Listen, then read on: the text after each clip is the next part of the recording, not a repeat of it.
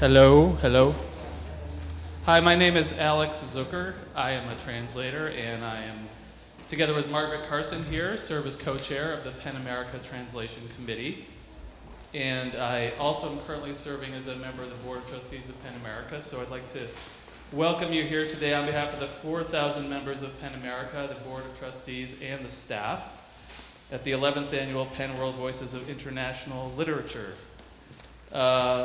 Co-founded by author Salman Rushdie and translator Esther Allen, one of our predecessors as chair of the Translation Committee. PEN is an organization of writers active in more than 100 countries. We're the only organization dedicated both to defending free expression and to celebrating literature. We work on behalf of jailed and threatened writers, speak out against censorship and surveillance, and offer provocative literary programming, such as the panel you are about to witness. The PEN America Translation Committee advocates on behalf of literary translators, working to foster a wider understanding of their art and offering professional resources, including our model contract, for translators, publishers, critics, bloggers, and others with an interest in international literature. That means all of you in this room. And you can visit us at pen.org/translation. For more information about PEN in general and details on other festival events, visit pen.org or visit the info table, which I suppose is out in the lobby here, yes, or downstairs also. And you can learn about becoming a member of PEN today, and if you sign up now, you will receive a discount on your membership. We're expanding our membership and activities and would love for you to be part of it, so please sign up for our newsletter, like us on Facebook, follow us on Twitter. There's also a Tumblr account, and a little-known Flickr set of photographs for those of you who've been following the festival. I'd like to thank the sponsors, supporters, and volunteers who make the PEN World Voices Festival possible. Thank you for being part of the audience. I just want to say I've been looking forward to this event for months. I think it's going to be really eye-opening, and with that, I will turn it over to Margaret and Alta, who are both on the Translation Committee and are moderating today, so thank you. Thanks, Alex. Hi everybody, welcome, and thank you so much for coming out this afternoon for our panel. This is a panel that's going to look at the question of where are women in translation? And we'll be discussing the gender bias in the world of literary translation. And as you can see actually from this chart, from this visual, there are many more, we have the blue and pink, okay, many more male authors published in translation in the US than there are women authors. And also, very interesting is that there seems to be more male translators who are successful at publishing their translations than there are women, despite the common perception that there are more women translators. So to address this question, Alta and I have convened this panel of experts. And so Alta, would you? Yeah, so I'm also a translator, and I'm really honored that Margaret asked me to co-moderate with her today. And it was interesting because when she first brought it up to me, as a working translator, I had absolutely never even considered the gender of most of the authors I've worked with, the vast majority of whom are men. I'm working with a couple of authors who are men writing in women's voices and their stories, which isn't a whole other thing, but it's interesting. So this panel is like very much just a consciousness raising for those of us who are working as translators, those of us who are reading, editing, publishing. So yeah, I'm looking forward to a great discussion. Okay, so we'd like to introduce our panelists. To my left is Jen Fitzgerald, and I'm really psyched that Jen is here. She was the count director for VIDA since its inception until earlier this year, so she is absolutely the expert on counting these numbers. So Jen is a poet, essayist, and a native New Yorker who received her MFA in poetry at Lesley University. And she directed, as I just said, the VIDA count and has been involved in the collection, interpretation, and dissemination of count data since its inception. She's the host of the New Books and Poetry podcast and a member of the New York Writers Workshop. Her first collection of poetry, The Art of Work, is forthcoming from Naomi Press in spring 2016. Her work has been featured by PBS NewsHour, Harriet, Tin House, Salon, and AAW's Open City, among others. And she's at work on her memoir. And then to her right, we've got Rob Spillman, who is editor and co-founder of Tin House Literary Magazine. He's written basically everywhere: Book Forum, GQ, Vanity Fair, Vogue. He edited Gods and Soldiers, the Penguin Anthology of Contemporary African Writing, published in 2009. He's currently lecturing at Columbia University. And you apparently have a memoir about growing up in Cold War Berlin coming out soon. And I noticed also, we're really lucky to have you on the panel because you're one of the editors who, your eyes were opened by the Vita count and decided to actually actively change editorial policy at your house based on the numbers. And you've also edited books including Fantastic Women, 18 Tales of the Surreal and the Sublime from Tin House, and Do Me, Sex Tales from Tin House. So, excellent perspective on this issue from all sides. I also we're very, very lucky to have Veronique Tadjo here for a global perspective. Veronique is a writer, academic, artist, and scholar. She was born in Paris and grew up in Abidjan, where she did most of her studies. She holds a doctorate in African American Studies from the Sorbonne and was a Fulbright scholar at Howard University. Some of her titles in English translation include The Shadow of Imana, Travels in the Heart of Rwanda, Queen Poku, and most recently, Far From My Father, which is outside on the book table, yes. Her books for young people have been translated into many languages, and she's won several literary awards and is currently professor of French at the University of Witwatersrand, yes, in Johannesburg. So thank you. And our final panelist is Susan Bernofsky, who is near and dear to many translators for her activist work on translationista.net, I believe, .org. Translationista. I'm sure many of you are familiar with it. Yeah. Somebody else's call. Yeah. Susan directs the literary translation program at the School of the Arts MFA writing program at Columbia. She's translated a lot of Robert Walser, Kafka, Hermann Hesse's Siddhartha, and most recently The End of Days by Jenny Erpenbeck, which, if I'm correct, has been shortlisted for the International Foreign Fiction Prize, Independent Foreign Fiction Prize. Fingers crossed. She's won the Guggenheim Fellowship, the Helen and Kurt Wolff Translators Prize, and she's currently working, you are working as a translator, but as an author on a biography of Robert Walser. Okay, so before we start with Jen, I just wanted to give you a little bit of background on this issue. The Vita count, they were actually the first to draw attention to the fact that women authors are not published at the same rate as male authors in literary magazines in the US, right? But from that start, there have been many, many offshoots, and this is the latest in the world of translation. We've had a few people before us. Alison Anderson in 2013 wrote a blog post in Words Without Borders about this problem, and first pointed to the 3% database, which we'll talk about a little bit later, and started giving the numbers out. So we knew that there was a problem. Since then, there have been panels at the London Book Fair, and there's also a blogger who calls herself BiblioBio. She's also tracking this statistic right now.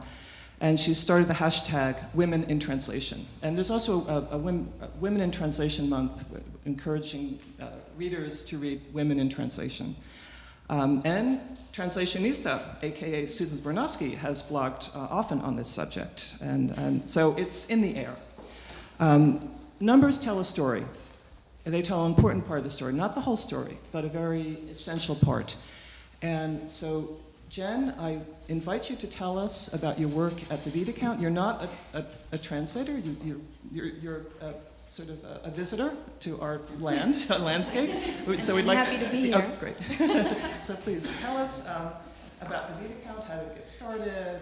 Your work as count director.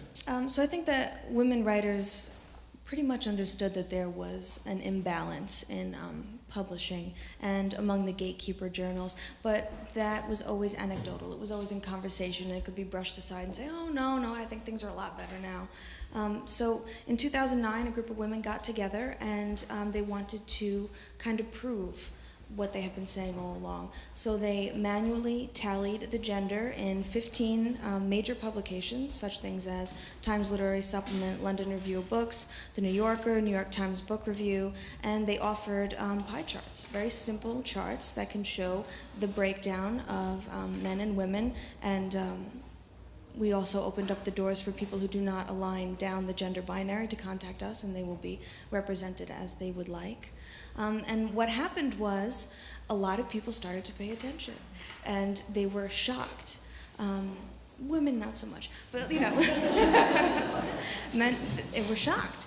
And one of the things that Vita did right through the whole thing is that they did not ask for a quota. They did not pass judgment.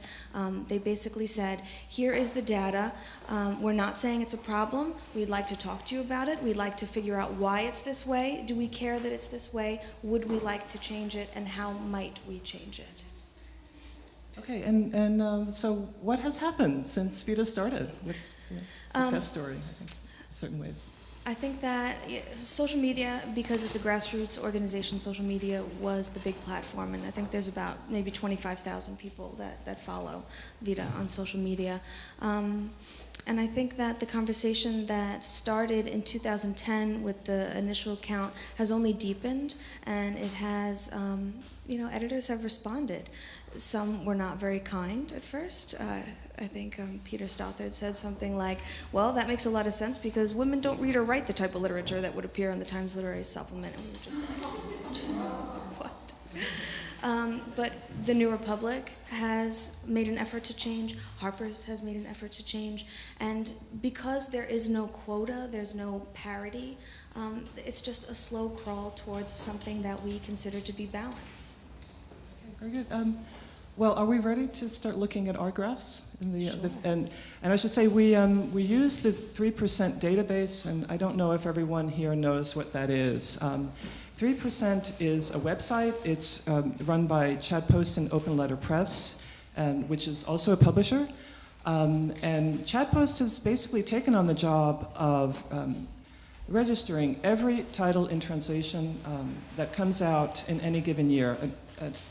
Well, there's a limitation. It's literary fiction and poetry, not all titles in translation. So last year there were roughly 580 titles in translation. In order to get this information, and this is really the labor-intensive part of the Vita count, is that we had to go through every book. And well, sometimes the name was obvious, but particularly because of the international scale, was not always apparent, so there was a lot of Googling to find out, a picture of gender pronouns. And similarly for translators. So we came up with these statistics, and so I think that's all I need to say, yeah. Yeah, what was really interesting about this is when you're talking about literature broadly, there really is no way to tally what is getting published, because then you're making judgment calls. Do you, count romance? Do you count self-published? Do you count, handmade chapbooks from Williamsburg, which I would. But with something like this, where you have actually every translation that was printed, you can really look at how women are being represented. And you did the majority of the work here. I mean, this woman broke it down by gender, by country, by language, by publisher. I mean, this is an enormous data set that offers us a lot of information. And I think the main trend that we saw was that women are not in translation as much as men, but yet women are translating nearly as much as men. And I think that that's a really interesting piece of this conversation.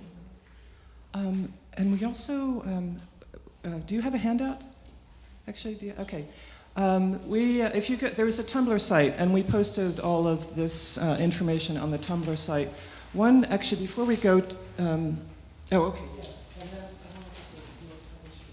Oh, sure. Yeah, for sure. So, was this the continent? Yeah, this one was really interesting, too, because I guess being in the U.S., you think about like East Coast, West Coast, and, North and South. But for the entire world, trying to understand where the literature that we consume comes from, obviously it appears very Eurocentric here, but as Margaret was explaining to me, that sometimes these titles originate in other countries and are picked up by... Yeah, non-European countries. Yeah, yeah. So I would love to be able to see it broken down further, but well, I mean, what does this make sense to you from what you've seen in the translation world? That I think I would say, so some of the graphs, we tried to, there's so much information to provide, and a lot more of it is on Tumblr, and we'll continue posting things.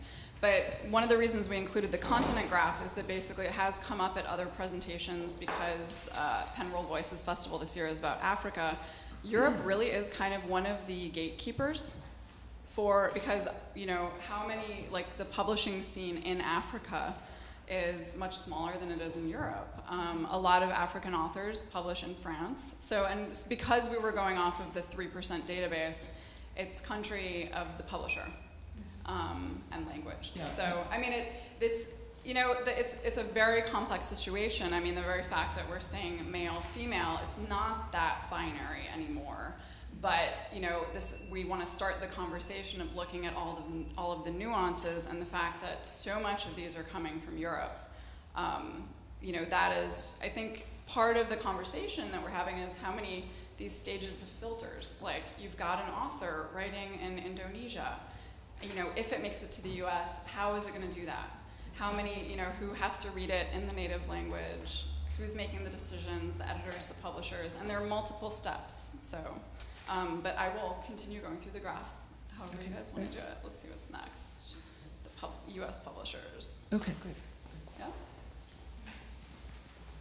yeah, you know more about the... Yeah, okay, well, actually, this is, we put this, realizing that the bar graphs are a little small, you might not be able to read it from your seat, we put this on the handout. Well, we thought this was... an important gatekeeper is obviously the U.S. publisher and what the U.S. publisher chooses as a manuscript, manuscripts that they accept. And we find here that there's a very, very wide range of differences between publishers in terms of the gender. Surprisingly, well, Amazon Crossing, many of us have conflicted feelings about Amazon Crossing, but they seem to be doing the best in terms of gender parity. A real surprise here, a very big publisher of translations is Dalkey Archive, and you just see a blue bar there. They only published 30 titles in translation last year, all by male authors. And Knopf as well. They're maybe published 12 or so, all by men. Okay, so this is more skewed than other sort of breakdowns that we did. It's the U.S. publisher. And I think this is a very important graph in terms of our activism. And now we're getting to the prizes. Yeah. Okay, your pen. What are we going to do, pen? Hey, we're about free expression here, so we have to talk about pen. Yeah, so this is the oldest literary prize for translations, and you see that the authors, it's a huge disparity, and also for translators. And then the Poetry and Translation Prize, which is much younger. So the Penn Translation Prize, this is all the data from 1963 to 2014. And then the Poetry and Translation just from 1997. Yeah, so even more recently, I mean, it's about the same disparity, yeah. Yeah, and these prizes are especially important because just like getting published in a gatekeeper journal, these things further one's career. You're more likely to get fellowships and grants and tenure. It allows one to keep writing. Yeah, and also, I mean, the books that win, they may sell better, and then that creates an argument for getting more male authors in translation. They sell better. Okay, the National Translation Award, which is awarded by the American Literary Translators Association.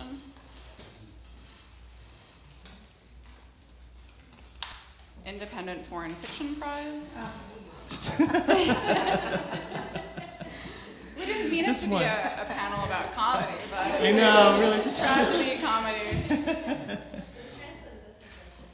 Yeah, so that, this hints at, and we'll touch about this later on, each of you when you speak, but, a lot of so you get this balance in translators, but clearly a lot of women translators are only translating men, or primarily men.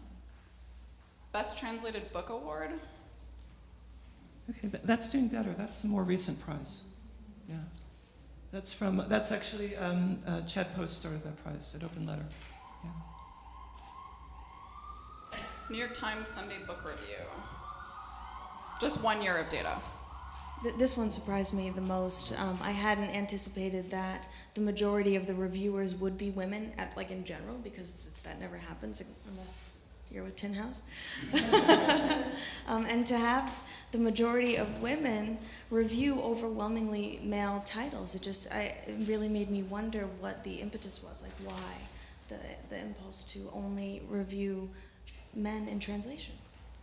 I mean, we see that there are titles by women. They're not that many, but do they do it for the sake of the New York Times Book Review? Do they think that they're more likely to get their piece in if it's by a male author?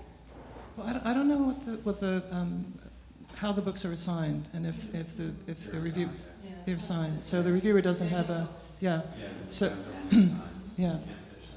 So I would say what's important here is that more books in translation are reviewed by men, and that's another sort of way of publicizing the book and increasing sales. If it appears in the New York Times and gets a good review, that's wonderful for your marketing effort. So And that's the last graph we have.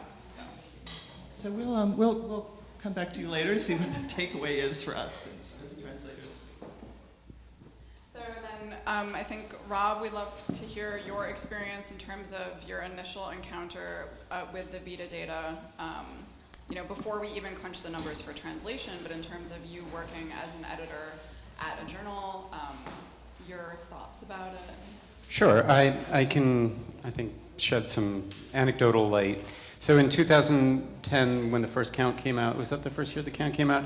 Tin House did better than almost everybody else, but we still had a gender bias. Overall, I think we were 2/3 male to 1/3 male, and my staff is half and half, and we had been operating under the assumption that we had complete gender parity. So we were shocked by the disparity, even though we did better than anyone else.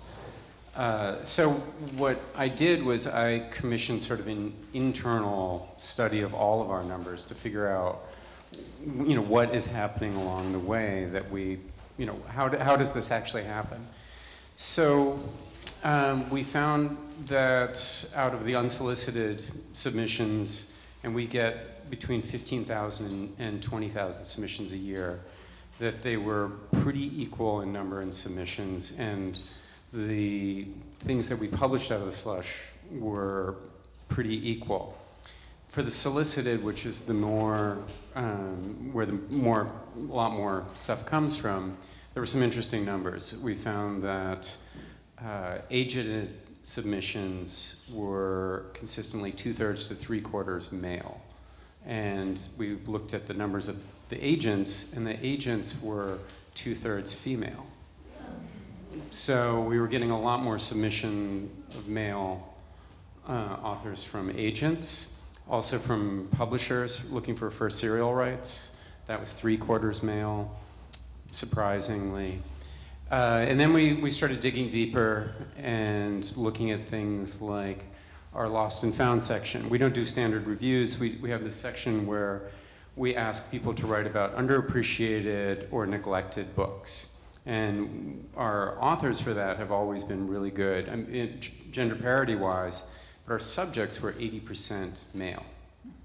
And we give our writers sort of carte blanche to pitch anything they want. So women were pitching 80% men. So there's historical factors. If you're writing about underappreciated writers, going back, you're dealing with the sort of history of gender bias. But also, if women writers are given the chance to write about anybody that they want to, 4 out of 5 times they were picking male writers to write about. So I found that interesting too. And then I'll come back to that in a second.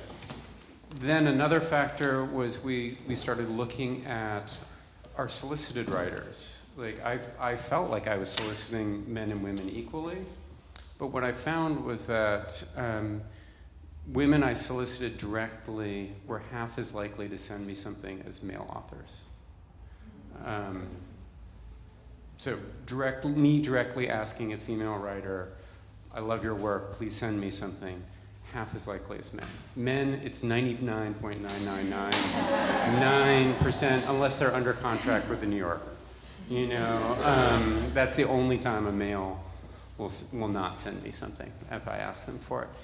I also found that when I reject female writers with encouragement to please send me something else, they're 1/4 as likely as men to send me something with the same basic letter as male writers.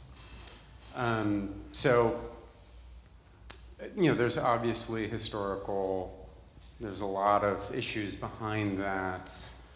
You know, I'm married to a female fiction writer, so I have anecdotal evidence about taking rejection personally. I have a lot of female writer friends who take rejection personally, but you know, I don't create work for myself.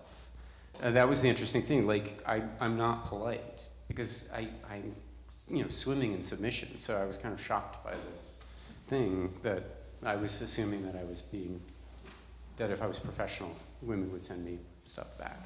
So I sort of had to adjust how I solicit and how I reject, and say, look, I really mean it. You know, please do send me something else, and I'd follow up on that. With Lost and Founds, when I'm soliciting women, I specifically now say, are there any women writers that you feel are underappreciated that you'd like to write about? So, and then we also, you know, I can't help but think that you know, maybe there's a subconscious bias in my reading too. So, you know, I'm not blind to my own likes and dislikes. So I started actually keeping a real close tab, issue to issue. Look, you know, where are we gender-wise? Where are we, you know? So I keep a very close tabs on, you know, what we're publishing, and so now we have gender parity, you know. So and you know, people ask me if the magazine has suffered at all, or you know, which is a ridiculous question, but no. Your sales haven't plummeted. No. Well, we've had the actually opposite effect, because I think, you know, women have come to support us. It's very positive that you've taken steps. Yeah, and I'm shocked that it's really not that hard to do what we've done. That's also the upshot. It's like, just requires paying attention and just tweaking your attitude a little bit. Can I ask you, there's also a book publishing wing of Tin House. Mm-hmm. Do you have anything to do with the books that are published? Because some are in translation. Yes, yeah, and we don't publish that, so our numbers aren't that significant. I actually looked at the numbers, and we actually have parity with translators and writers. Yeah, we have parity, and I've got to say that's probably unconscious. I mean, we're looking for interesting voices all the time, but I don't. You know, it wasn't a conscious thing. I was really nervous looking at the numbers. Like, I hadn't really paid attention to them. And sales are okay? Sales are great, yeah. Great. Yeah. That's right. I mean, as great as, you know, we're doing all right. We're doing all right. We want to build that readership. Yeah. Yes. Okay, well, Veronique, I would like to hear your perspective on this, because you're sort of, all this information is new to you. So I'd like to hear what you have to think about it, and also your comments on being a woman writer, an African writer who's been translated into English and published in the United States. And what has that experience been like? Yeah, thank you. Yes, I must say I was surprised by the numbers, because I assumed that the situation was much better in the United States. For me, it was like almost a given. So thank you for drawing my attention to this imbalance. It's true that already publishing is a bit of a challenge in Africa in general, for many reasons, but mainly for the price of the books, also the fact that we still don't have a readership that can sustain the industry. So what happens very often is that the publishers tend to go towards educational books, where the money is, and they will do fiction, poetry being at the bottom of the pile, and that's a problem. So we've got to work on that. We really have to develop that readership so that we can sustain ourselves. But there's a greater exposure of African writing in the outside world. I mean abroad, here, and also in Europe. But I would say that it's a bit scattered. It's a bit scattered in the sense that in any case, it follows the laws of the market, the Western market here. So it can mean that you are catering for the Western market. So there's been, in order to redress that balance, for example, there's been all sorts of projects like having the books published in Europe and the United States, published back in Africa. And this is very interesting. There are all sorts of projects like that. So yes, being translated into English in Europe and in the States, I think it's. I'm a very strong believer in translation, because I think it can open up all sorts of perspectives and understanding, and it can create a dialogue and a better understanding of one another. Sure. That's for me extremely important. But each time it has been women translators coming to me and saying, we want to translate your book. And they've been very combative, and extremely combative, and then it's very heavy. It's a very committed task, because then it's not just translating the text, but then you have to approach the publishers or the magazines and then write a whole proposal, which sometimes is very time-consuming. So it's been quite something. An uphill battle for Yes. for your translators, yeah. Yes. But is that how your books have gotten into English? By translators coming to you and saying, we believe in this and we want to place it? Generally, yes. Okay. Yes, generally. And also there's I've got one male translator who, it was a collection of poems, who also came to me and said, I want to translate your collection of poems. It's always been like that in general. Yeah, Yes. I just want to point out that one of your books, and I think this is a really important reason why women's voices have to be translated into English. You went to Rwanda after the war and the genocide, and you reported there, and you have a testimony from women who were victims of sexual violence in Rwanda. And I think that's an extremely important document to have in English. I mean, I imagine that there aren't a whole lot of women who have written about from Rwanda at that time. And so the title of that book is The Shadow of Imana, and it came out in 2000. It's an excellent book and reportage on Rwanda. Yeah. Yes, it's a shadow of Imana. Imana being the name of God in Kenya, Rwanda. But it appeared in 2000. That was about 2 years after, as a group of writers, we went to Kigali to report on, not report, but to write on post-genocide Rwanda. And I must say the book was translated in other languages also. And the most recent translation is in Portuguese, and it comes from Angola. So it's an ongoing thing. I'm surprised because it's 20 years later, but it's still, and there's also a translation in Chinese being done. And a publisher has had noticed that the book wasn't available in the US. So they've asked for the rights to distribute the book in the US. I just want to add one thing about being Francophone. That's tough. That's very tough. Because in terms of representation, it's like that. If there was a graft, that would be very, very interesting. Because Francophone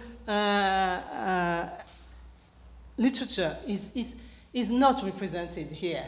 And sometimes it's very frustrating because you have a big title, African literature. Mm-hmm. And then you look at it closely, and there's 3 people for, I don't know. So it's very frustrating because this is a truncated vision of the continent. Mm-hmm. And when you think of it, you're talking about 30 countries. You're talking about over 120 million people. And yet, sometimes I should be happy to be a representative of the French-speaking world, but I get annoyed because I know that I can't be, wearing the weight of, no, it's not possible. I know that there's much more out there. So I think that if you're interested in Africa, it would be good to try and redress that balance. That sure. imbalance. Sure. Well, maybe you can make some recommendations about women writers to. Yes, I'd love to. Yes. Okay. And just one more thing. You also wanted to comment on translation as a way of cohesiveness in Africa itself. And could you talk more about that? Yes, that's why I said I'm such a strong believer in translation, because on the African continent we are in a multilingual situation. I mean, people speak several languages at the same time, and we don't have enough translations. Therefore, you don't it's almost inexistent translation between African languages. That means between Wolof into Tui or isiZulu into Mandingo. It's just not happening. So we're losing quite a lot. And also I was talking about the translation into French and English and vice versa. The problem, because it's not happening, we're not sharing ideas. Ideas are not circulating, and we're not collaborating as much as we could. So this is something that could really lead to a better understanding of our common problems and common solutions. Mm-hmm. Thank you.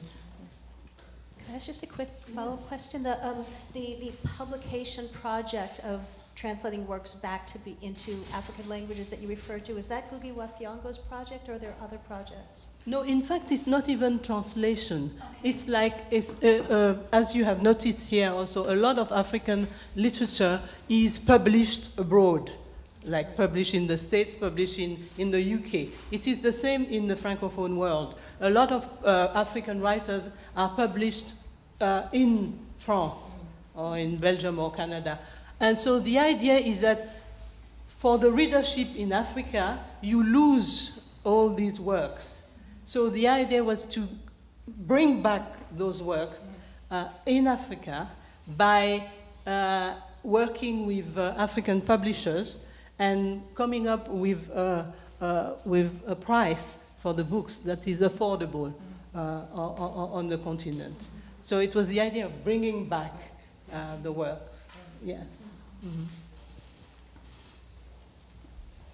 Okay, Susan, are you? Is this actually on? Is this on?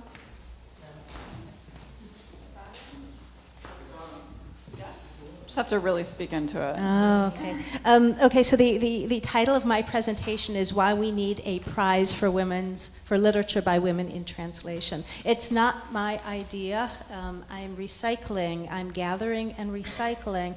I'm just going to tell a little story about the development of this idea as I have perceived it from my own point of view, which is not, not the universal point of view. At the outset, Margaret mentioned Alison Anderson as somebody who had blogged about the issue of women in translation and began gathering data, and this has set a lot of things in motion. It's amazing what a couple of numbers will do. But she was in the London Book Fair, not this past year, but the year before, so 2014, on a panel entitled, Where Are the Women in Translation? And that was a panel chaired by Sophie Mayer, Janet Bradley, Chris Lee were on it, and Alison Anderson herself, who then later blogged about it, which is why we're referencing her, because her blog was really helpful, as well as, gathering the figure. And the panel was inspired by the Vita count, because, it's amazing what a couple of numbers thrown around will do to make you start thinking about how things work. And the assumptions that we have. And so here was a panel that was about where are the women authors in translation. And I see some people who live in London who perhaps in the Q&A might want to weigh in more detail about this panel. I was not there. You're getting third-hand account from me, but maybe in the Q&A we'll have some first-hand accounts, which are always better. But Katie Derbyshire, who is, some of you may know as an important blogger about the translation world, and she is herself a translator from German, and her blog is called Love German Books, but it's morphed from her just writing about German books to her writing a lot about translation issues, and she's very, very engaged in women's writing in translation. And she, in retrospect, called this panel, well, did she call it an angry panel? It was a panel where people were speaking out, says she, about perceived and probably real injustice. And she also noted that the audience was mostly women, that for the panel on women's writing and translation, that relatively few men showed up for it. Now, I wasn't there. How many men showed up for it? I have no count there. But just that observation, raised some questions, such as, are there gatekeepers that we have to convince to, support this project? I mean, obviously, you were a gatekeeper who was easily convincible because, you didn't have, a stake in keeping things a different way. But I think in a lot of cases, this is the case everywhere. This is the case in every sort of privilege in society. If you have some privilege, everybody sitting in this room has some privilege, or we wouldn't be here. If you have some, and somebody who has less points it out to you, it triggers all kinds of mechanisms that, may be defensive, maybe, oh gee, I need to do something about this. How can we get a little more parity in here? But, it creates a complicated environment that makes some people uncomfortable, and this discomfort is crucial because change comes about through discomfort in many arenas, not just this one. So, okay, so the conversation got going around that panel at the London Book Fair last year, and then Katie Derbyshire published in September 2014 on her blog a call for a women's prize for translated books. And, this is the first formal call for a separate prize I've seen. And really not a prize for books translated by women necessarily, but books that are translated by authors of whatever gender, but by female authors. And now there's been a lot of discussion following that. We've seen pictures for the translation prizes. Obviously, there are a lot of issues, and I'll talk about a couple of them.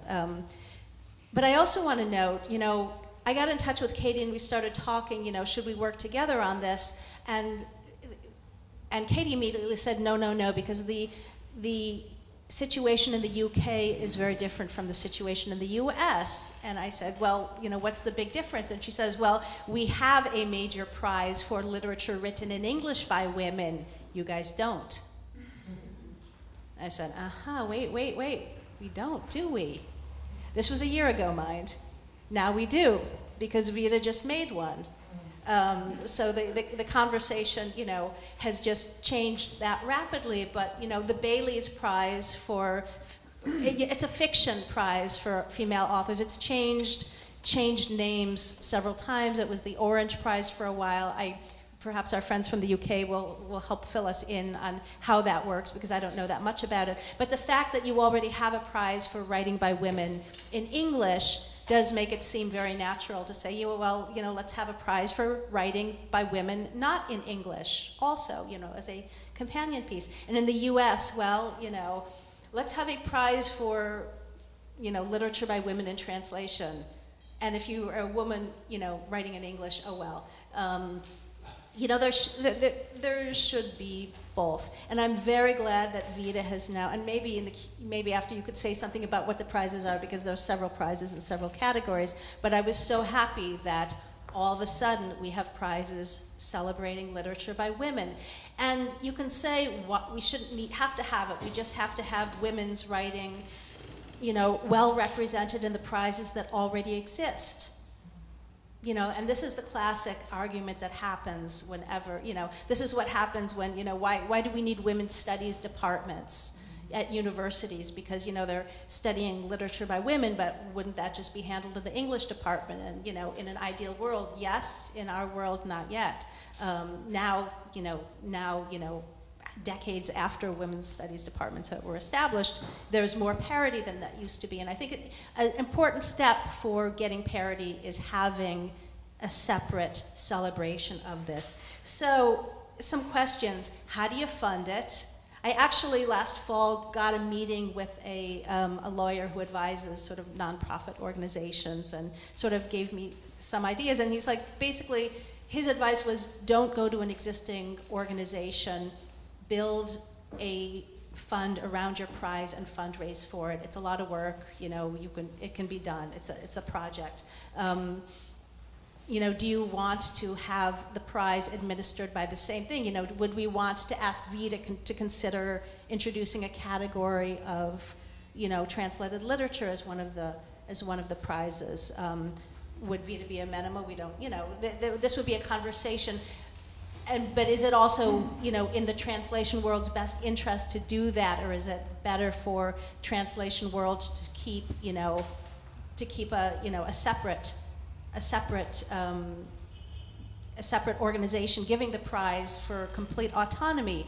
And then, do you want a prize that is celebrating the work of the female authors in translation just on their own?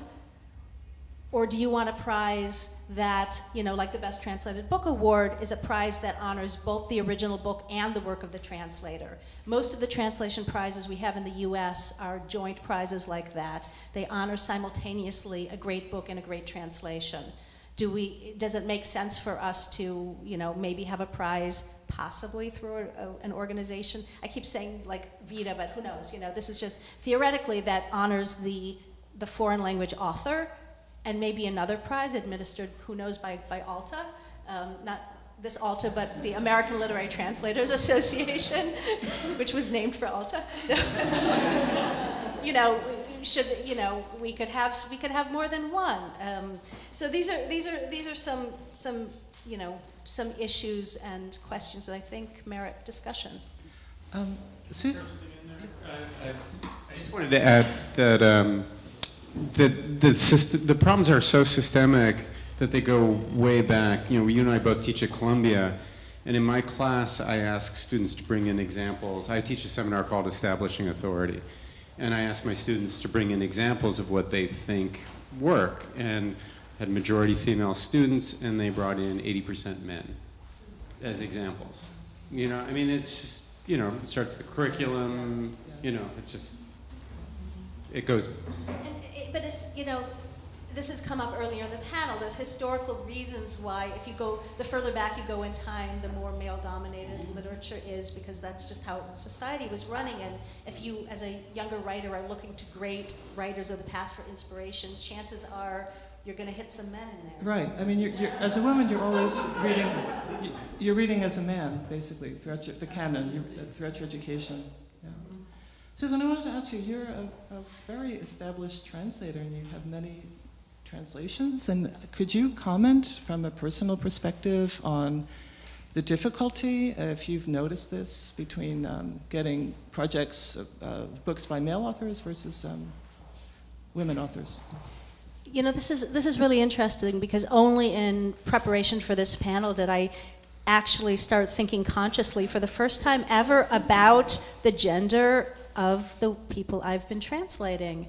And that's really interesting. You know, I sort of started my career championing a, underappreciated writer, Robert Walser, who now is not so underappreciated, but back in the 80s he sure was. But the contemporary writers that I have wanted to translate and gotten to translate, Jenny Erpenbeck, Yoko Tawada come to mind, published by my wonderful publisher, Barbara Epler, sitting in the back, who is also obviously female.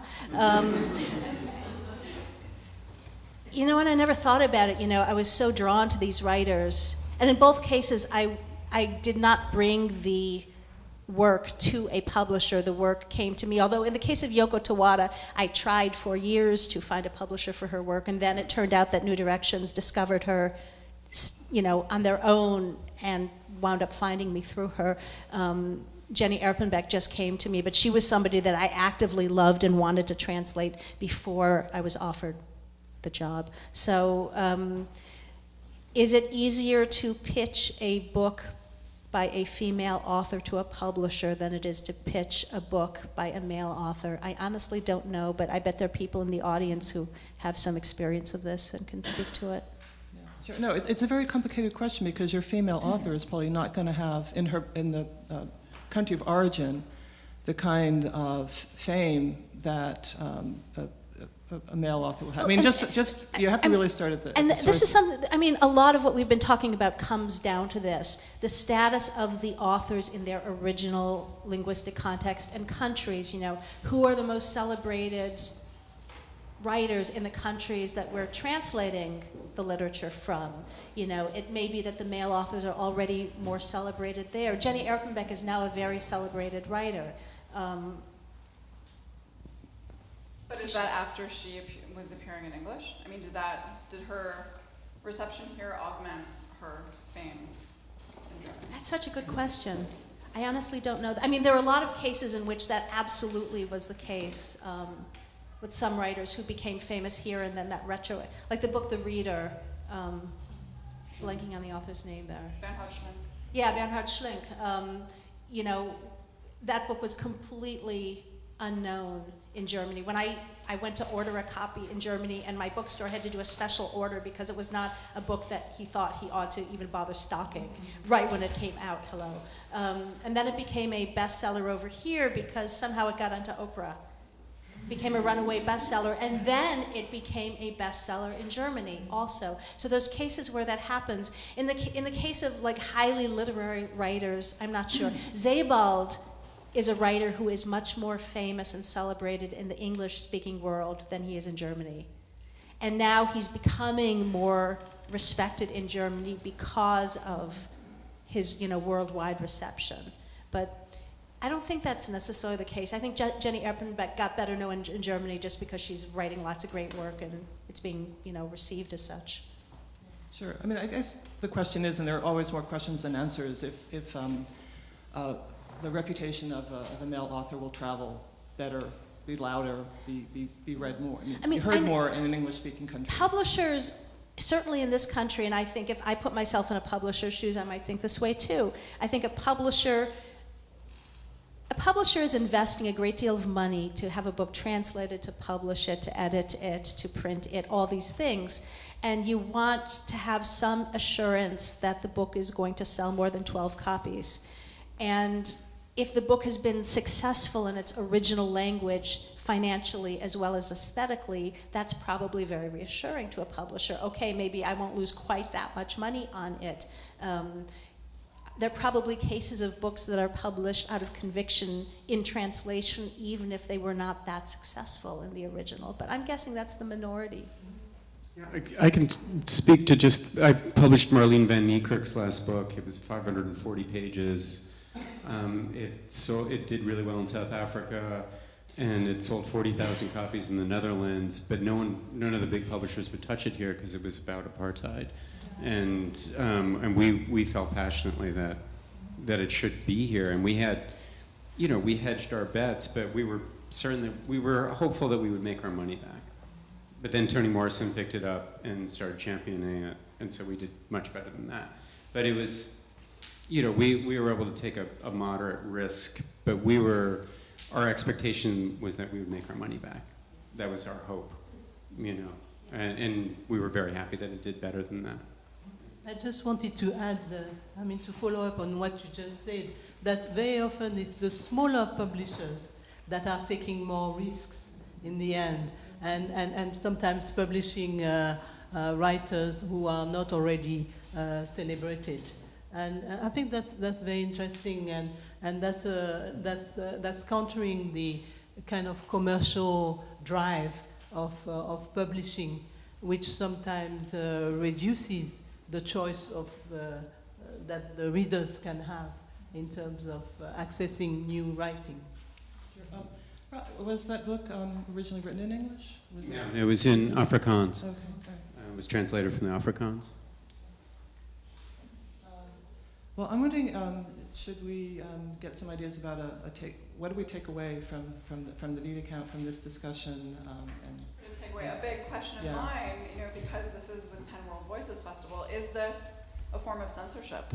Is this, is it, subconscious? Is there, do you guys think there needs to be, clearly, if we're talking about establishing a prize, something needs to change, but, is it affecting free expression? I think it'd be easy to say yes, but can we, I don't know. Are there, some concluding remarks about how it affects? Why do we need women's voices in English in translation? Why do we need women? Well, what I think is interesting is looking at the numbers. If you're dealing with foreign publishers, you're kind of reliant on them, to see what's published there first, because that's what comes to our attention, and then the translator. So as a publisher, there's several layers that I'm dealing with getting to the work. But when I was putting together the African anthology, I really relied on people in Africa. I didn't rely on what was being published here. I was talking to my Francophone friends who are like, what should I be paying attention to? And when you say people, just readers, or? No, experts. I was going to, not just writers, but, people who taught Francophone literature, and, same with Portuguese. I went to Miyakoto and said, who else should I be reading? It's not just Miyakoto, there's just all these other people writing in Portuguese as well. Sure. Well, then the follow-up question is, and women writers, I think you have to be very explicit that that's what you're looking for. And that's also, that anthology, it has gender parity, which was intentional, because I wanted to have representative voices. Have you been accused of artificially skewing it? Because you're aware of it, or? No. Yeah. No, I got no comments on it, basically. I wonder if nobody notices in general until it's brought to their attention. Yes. Right? I think that's it. That was, with the magazine, I really assumed that I have gender parity until, it was pointed out, and I was like, really? I think in general, the publishing world is not sort of, poorly, inclined towards women in general. I think a lot of people were probably in the position of not realizing what the percentages was until the Vita account came out. And now that you guys have done this incredible number crunching for translations, I think that is a incredible first step for opening this conversation. And I think publishers of translations are now probably going to think about gender in their list a little more, that, than before. And so, this is just the fact that you've gathered this data, I think, is really powerful. Yeah, I think you need proof, you need numbers and statistics. Susan, what? No, I just wanted to say that because you asked the question, why women writers? But I mean, in terms of the population, if I'm not wrong, it's at least half of the population.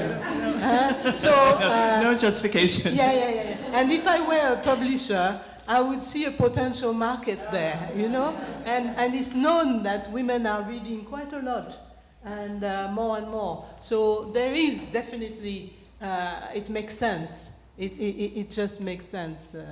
Susan, I have a question for you. I like the idea of a prize, but that's kind of an end result. You still have to deal with the systemic to get to the finish line kind of thing, which requires, all more books to be considered for the prize. What about a prize for like, a proposal or manuscript, so to guarantee publishing? You know what I mean? Sort of like the Penheim Translation Fund Prize, except for women. But Although for women. Have you guys done? I mean, that would be an interesting. Yeah, that would be an we'll interesting have to set do of that. numbers, because having sat on that committee for some years, my overall impression is that there was parity in submissions. We'll have to double Yeah, check. no, that's That really doesn't- interesting. That's a great thing to fund, but you're not guaranteed publication. Yeah, but- I'm talking about a guaranteed publication prize. You know what I mean? I would have no problem with that, but I don't think there has to be a either or. The thing is, if I think, because if there's just imagine there's a translation prize for books by women, and there's a good PR around it, and the publisher who wins it will be rewarded with sales from having that PR, and it'll be especially cool to win that prize. Yeah.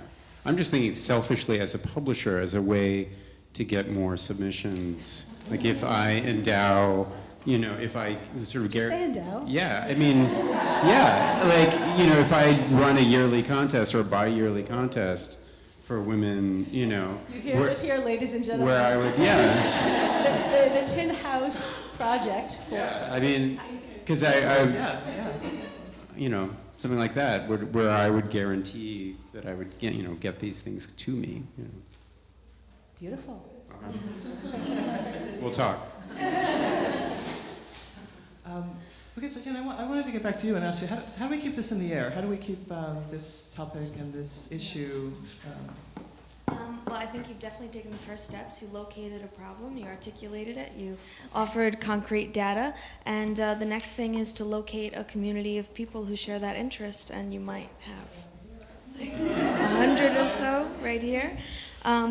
And as women translators, there's nothing wrong with committing publicly to translating more women or engaging translators in public conversations about how they make their choices and what gender means to them in writing, if they believe that that writing is gendered. What else did I say? And how they choose which authors they translate.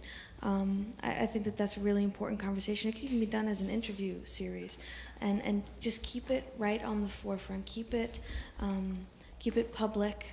Use hashtags. They work. Like Translate Women 2016. It worked for Read Women 2014 and 15, and I think that would be really successful for your purposes. Yeah, sure. Now, the only wrinkle is that you may decide that you're going to translate more women, but you have to interest a publisher in the project. Mm-hmm. So, and that's really where the statistics are coming from, that the titles are not being published at the same rate. So, I don't know, I mean, there are a couple of more wrinkles in this when you consider literature on the international scale rather than just U.S. literary magazines. Mm-hmm. Power in numbers, 100%. If you can build the community around it and have them show support for publishing houses that will print more women and maybe even, say that we're not going to support, organizations or publishing houses that I don't remember the one that was only men. There you go. Yeah. Well, we can send them a nice letter and communicate with them that way. Yeah, public support. Money is a driving force still. Yeah. And read more women in translation. Absolutely. Yeah. Okay. Ready to open it up to public? I personally would like to hear from Ferrante's publisher, who happens to be in the third row over there. I would hear. Oh, well, I would like. Well, no, it was just Ferrante was your first book, right? Was it? Yeah, it was your first book, and yeah, and how was her reputation at the time in? Our reputation? No, her reputation. Her reputation in Italy was growing at the time, and it was non-existent here in the US. Obviously, 10 years ago, we were starting a publishing house. The publishing house was created to a certain extent with the intention of publishing Eleanor Ferrante. So the fact that now we're enjoying this success, I think, is a testament to a great author, but also a terrific independent publisher story, that we were able to stick with an author who wasn't really contributing to our bottom line that much for 8 years before things took off. So I think somebody mentioned earlier that the smaller and independent publishers are the places absolutely to start with efforts to sort of bring more women into the market here, and that's absolutely true. I think all of us, we've already started that project. Yeah. Thank you. Question, Sandra. Yeah. Well, it's being recorded, and we'd love to have everyone's voice on it's being video. Yeah, thanks. Right, I'd like to direct this to the one man on the panel, and also any editor or publishers happen to be here. When you buy the rights to a book, and you're looking for a translator, do you actively request sample translations from women translators? Because I think that is one way to potentially get more women translators being published. And I was very lucky because my first book, the editor specifically asked me for a sample because the book was written by a woman, but she only had sample translations from men. And she wanted one translation sample at least from a woman. And it wasn't illegal because they were all anonymous. So that's a chicken and egg question. No, I haven't consciously done that. I've all the translations that have come to me have for books have come with a translator already. Like the translators are the ones pitching it. Not, no. But now I will for the magazine, which is I'm just doing stories or whatever. I usually ask the writer who they like to work with. So the writers are choosing their favorite translators. So I'm not, because usually they've been translated before and happily, usually happily, hopefully.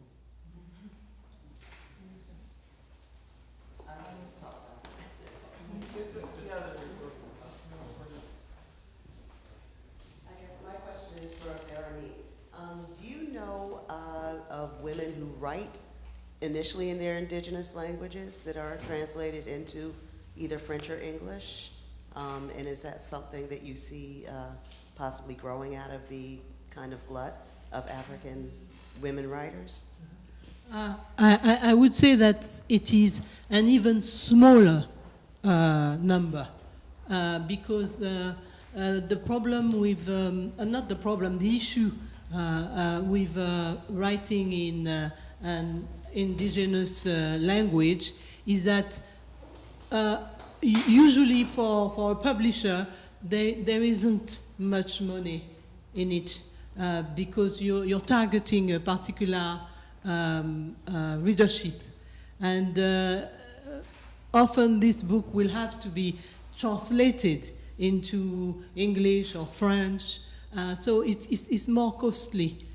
So this number is minimal. And if I'm trying to think, it's mainly male writers writing in indigenous languages, in African languages, mainly. If I think of South Africa, even if I think of other parts of Africa, that's the case. I think writing in African languages has its particular problems, and it's a bit of a headache for publishers. Yeah, Chidua Achebe wrote a really great piece about the difficulties of that, because in Nigeria there are 54 languages, major languages. So if you're writing in one of those, the odds are 53 different tribal languages are not going to be able to read you. Or even like Ngugi wa Thiong'o, like Wizard of the Crow, he wrote that in Kiswahili. And in Kenya, it's pretty much a verbal language. Not everybody can read it. So I happened to be in Nairobi with my English copy of it, and all my writer friends were like, grabbing it from me because they really wanted to read his new novel, which they couldn't read in Kiswahili. So they're huge, problems of trying to get the languages across. I mean, there are over 2,000 languages in Africa. And it's very unfair because in terms of oral tradition, women have played a great role in poetry, storytelling. So here again, we have a problem of representativity. And it's something, yes, to work on.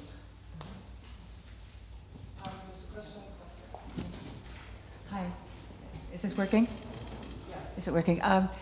The thing that shocked me most as a feminist was to look at the Foreign Fiction Prize awards, in which there almost there's just one book that's been won by a woman, the Independent Foreign Fiction Prize. Well, I'm one of the guilty parties because I was a judge one year, and I gave it to I think we gave it to a man, and that is I know we gave it to a man who was translated by a woman, but I don't think there was gender parity on the panel.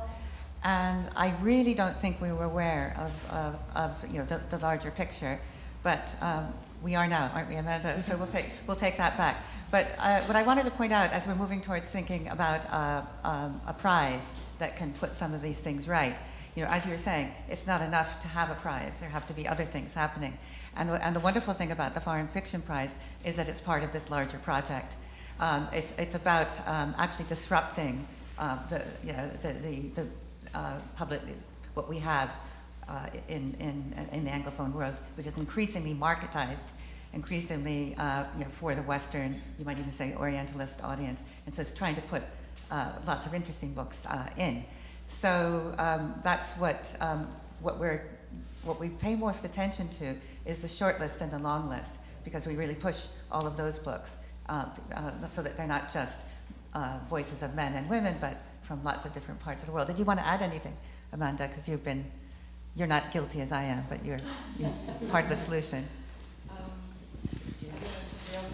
And I also want to say, for those who don't know her, this is Maureen Freely, the president of English Pen, a distinguished writer and translator.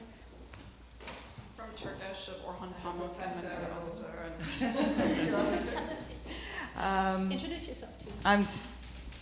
My name's Amanda Hopkinson, and I also translate, and I also happen to be Professor of Literary Translation, and I'm probably twice as guilty as Maureen because I re-established the Independent Foreign Fiction Prize. And I think when I was the first international literature officer at the Arts Council England, which is our kind of apology for not having a Ministry of Culture, it's a kind of arm's length department from the government, but we really managed to, as it were, disassociate ourselves from the government of the day, which was abolishing as much language education and training as possible in schools and universities by setting up the Independent Foreign Fiction Prize. And I think the tendency was certainly to get it off the ground. This was in 1999, 2000, was much more almost to go back to the 19th century novel and have kind of blockbuster winners of the weight of W.G. Sebald coming out and winning the prize as though to prove that books in translation could be serious, heavyweight reads. We know in England, and I was really interested in what Véronique Dadjo was saying, because the situation is probably different in Africa, that in the West, the vast majority of people who read books, buy books, give books, take out library books are women. This may well not be so in countries where oral traditions are much stronger. The other interesting part of this equation is that you mentioned over 2,000 languages across Africa, and of course there are 30 countries in Africa. In India, where there's also over 2,000 languages and over 30 national languages, it keeps changing, they go up and down. There is something called the Sahitya Academy, which fosters intra-Indian language translations, and that does have an impact on what we get to read. I started translating so long ago that the field was completely different. I was approached by something called the Women's Press, and so I only translated women ergo. I mean, that's all they published. And this was one of these pioneer small publishing houses. And because I was approached because I worked for Amnesty editing a human rights magazine called Central America Report. And so I did series of books on women writers from Central America, poets, short story writers, novelists, and so on. And it grew from there. And I think every translation book I've proposed to a publisher, certainly out of Spanish and French, but not out of Portuguese, has been a woman's book. But I think almost every book that has been proposed to me by a publisher, until very recently when Elena Poniatowska from Mexico and Isabel Allende from Chile, Venezuela, whom I translate now with Nick Caister, my husband, have been proposed by publishers, but otherwise it's been very, very heavily weighted towards men. So I think that situation of the 1980s, when the small presses were starting out with literary translation and pioneering women because they were consciously feminist presses, that's gone. I want to say something that, following up on something that I'd meant to say that Maureen's comments just reminded me of. Two things on parity in the gatekeeper organizations, which exist largely. One, this is a psychological observation, but I think that it is maybe true of women, at least sometimes, and I just want to put it out there. One, very often, yeah, it's been shown that like in hiring situations, you know, having women doing the hiring doesn't mean that women get hired. And I think that sometimes women might tend to pick men so that they appear serious and do not appear biased, because there's a fear that if you hire the woman candidate, that they'll say, okay, you're a woman, of course you're hiring a woman. Men don't have to worry about that, but women, because we're sort of the othered in this equation. And I think that may psychologically perhaps play a role, a jury deciding between two excellent books. Might the jury, unconsciously lean that way? Maybe, I don't know. I'm not saying it because of that particular prize. I'm just putting it out there as I wonder if this happens. The other thing is in terms of gender parity on juries and such.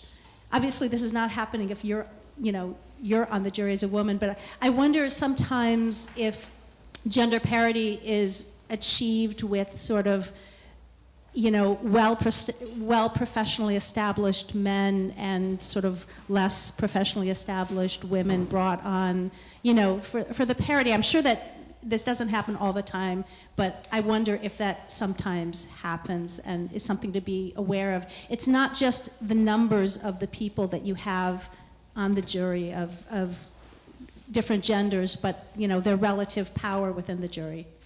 So just throwing ideas out there. I was wondering, Chad, do you want to talk about the Best Translated Book Award? Because that has one of the best records in terms of winners. That's interesting.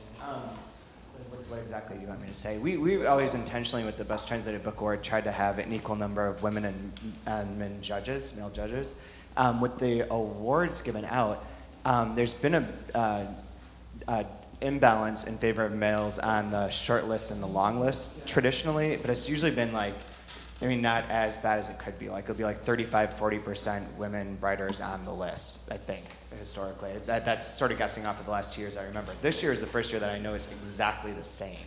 With poetry and fiction, it's exactly equal. But the winners have frequently been female authors. And that happens right from the beginning. It's happened almost the whole way through. And I don't know what that is. I think it's the books are really great. They just are on the list. The judges love them, and they win the award. I don't think there's been any sort of like intentionality behind that. And your judges are usually not translators, correct? There's a mix. There's translators. There's always we're sort of refiguring it for next year, so it'll be more balanced. But there's always booksellers, translators, and like reviewers, bloggers, reviewers. And so we try and keep those three like as equal as possible.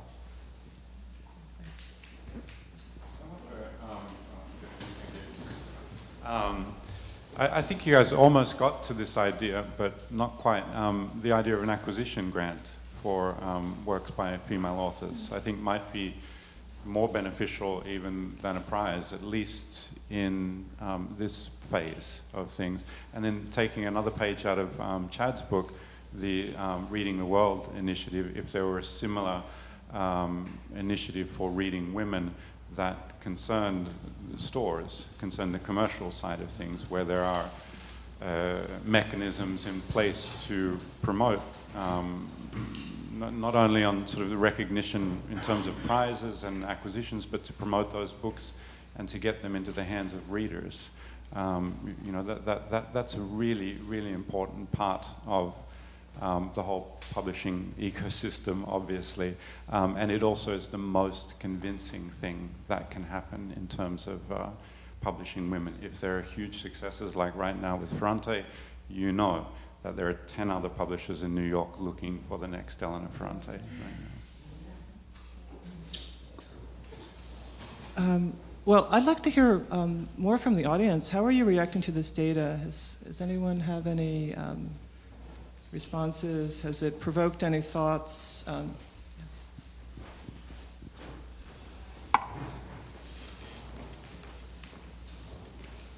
Thank you. First, I've kind of an anecdotal observation is that of the people I know, male and female, the women read more. Women definitely read more.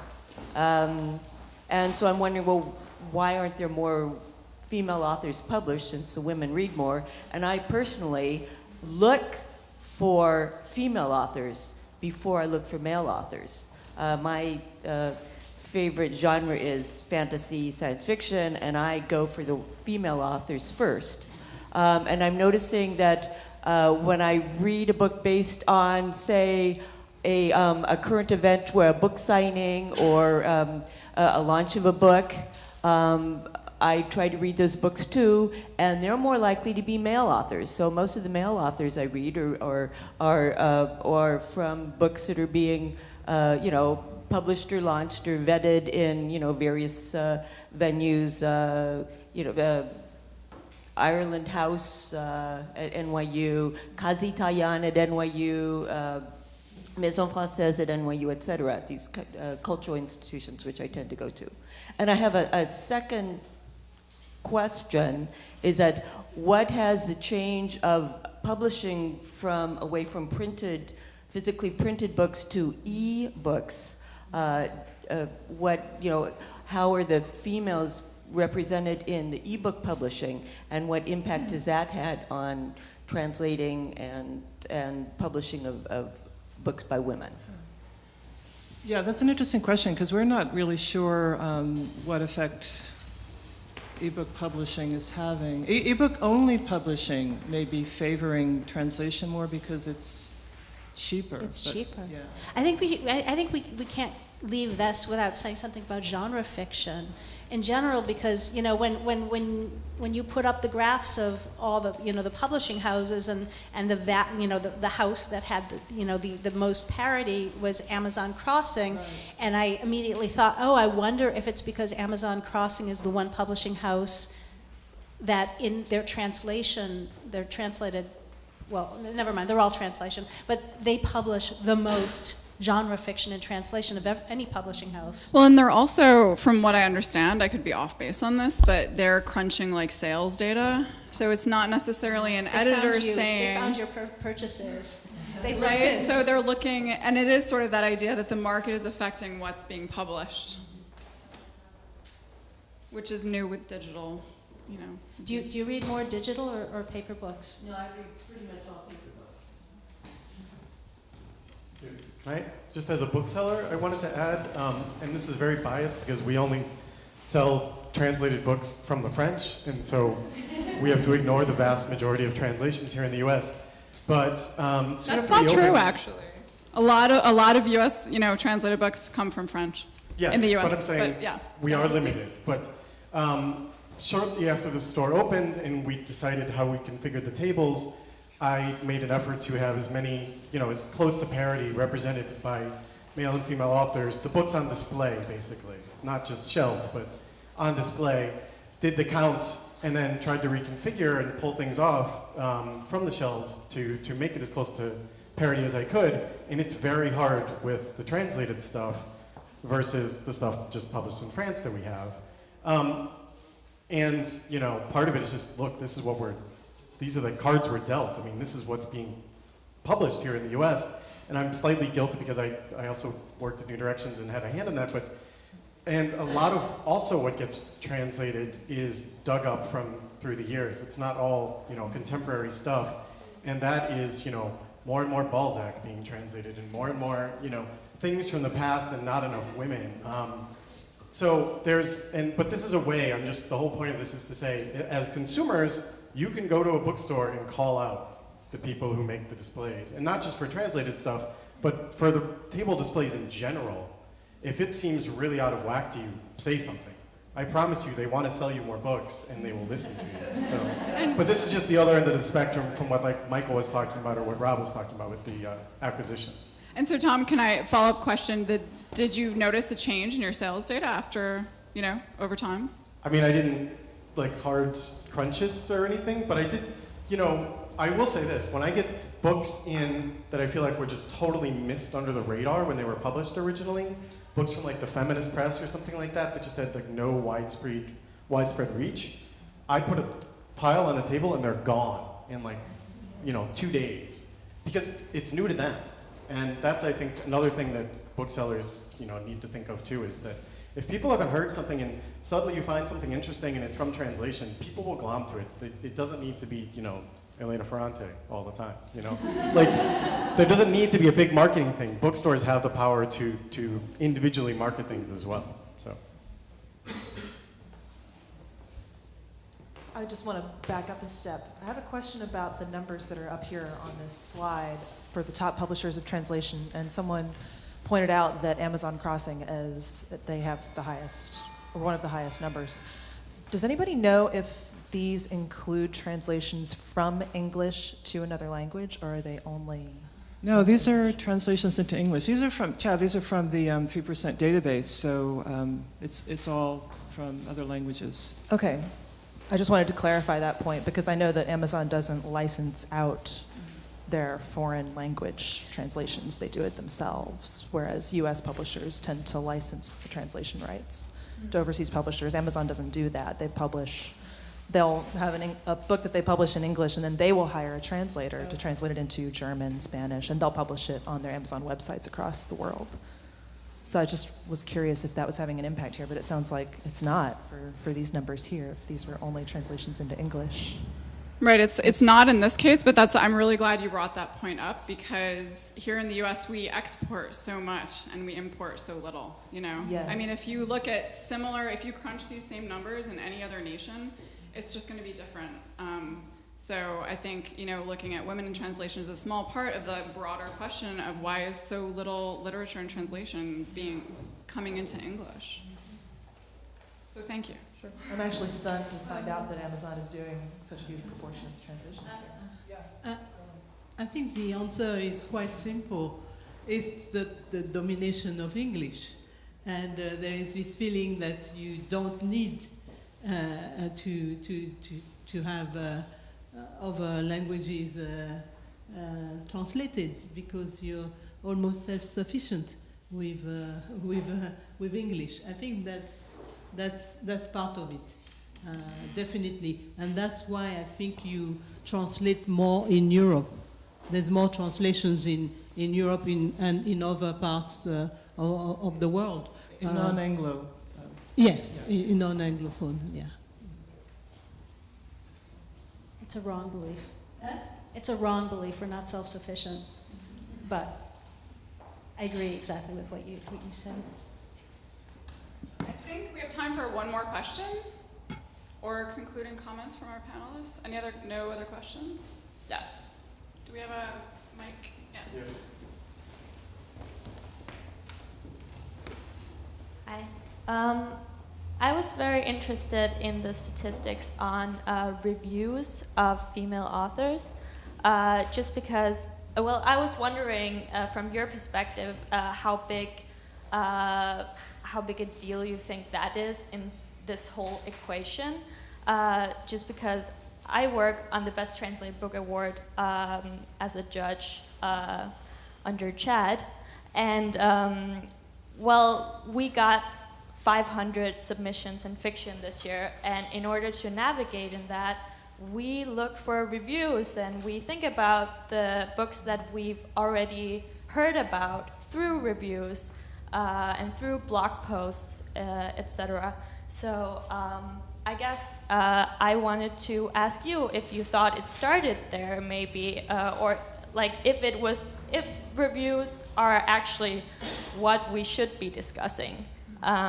Because, we're sort of at the end of the line as judges for an award, and we can only do so much. We can't go through like all 500 books and treat them all equally.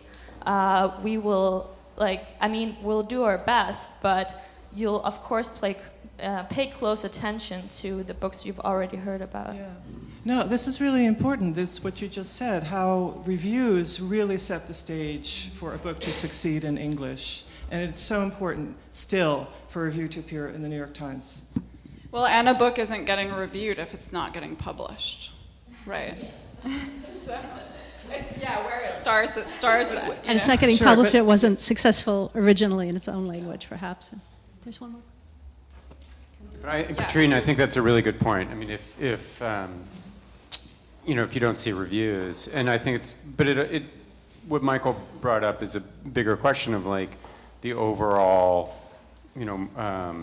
like visibility of books that read around the world, initiatives like that, just to create visibility. Women's books are invisible. Yeah, they're not being reviewed. Oh, but we also need maybe a translator's read account for reviews. Also, just the count of reviews of translated literature. Was that what?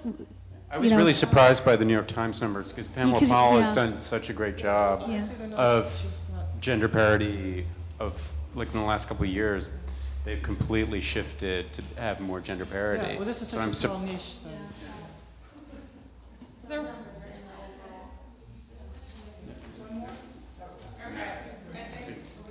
We're out of time, but thank you guys so much. Thank you so much, wonderful audience. Thank you.